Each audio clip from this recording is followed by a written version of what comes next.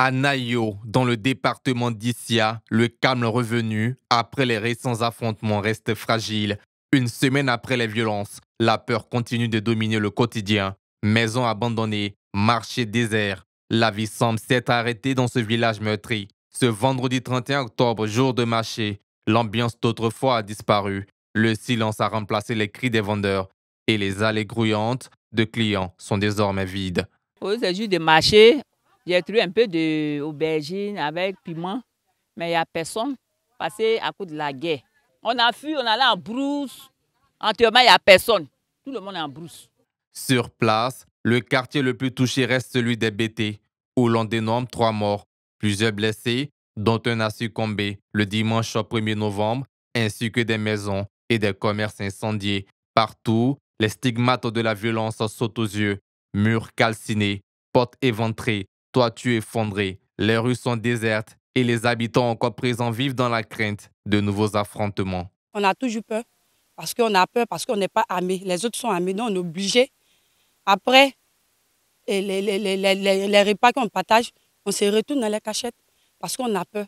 La présence des forces de l'ordre nous rassure plus ou moins, mais ce n'est pas encore tout à fait ça, parce que les gens ont encore la peur au ventre. Je pourrais estimer à moins de 10% de la population présente actuellement. Face à la peur, les leaders communautaires appellent au dialogue, à la réconciliation et surtout au désarmement. Il faut dire que Nayo, actuellement, la cohabitation est devenue vraiment... c'est pas la peine. C'est pas facile. C'est pas facile. La nuit, même Nayo ressemble à un silence des cimetières, on ne voit personne. Tout le monde a peur. Nous souhaitons que des solutions idéales soient trouvées pour qu'on s'asseye, enfin discuter, dialoguer, pour que la paix revienne. Présentement, on parle de cohésion sociale, de paix. Et on demande que toutes ces personnes qui ont quitté Nayo reviennent. C'est vrai, on veut tous revenir, mais là, il y a une situation présentement qui rend notre retour un peu difficile. Parce qu'à tout moment, quand tu vas vers la population, vers les jeunes pour leur demander de rentrer, voilà ce qu'ils disent. Bon, on a eu quand même une dispute avec nos communautés. Et nous tous, il y a des blessés, il y a des décès. Mais ce qu'ils avaient avant de nous blesser, nous tuer, là, ils ont encore ça. Non, il faut un désarmement. Je ne suis pas dans les comportements revanchards. Non, on a fait ça. Nous aussi, on allait faire ça. Il y a encore des gens dont les maisons sont détruites. Et des gens qui sont rentrés à Brousse, d'autres sont blessés là-bas.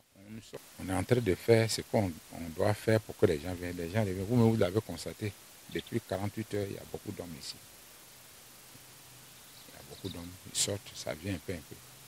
Depuis les événements, les cadres, les autorités locales multiplient les réunions pour apaiser les tensions et restaurer la cohésion sociale. À Nayo, les habitants tentent de panser leurs plaies, partagées entre tristesse et espoir. Ils souhaitent que la paix et la sécurité reviennent durablement dans leur localité. Le gouvernement, de son côté, a annoncé l'ouverture d'une enquête afin de déterminer les causes exactes des violences et situer les responsabilités.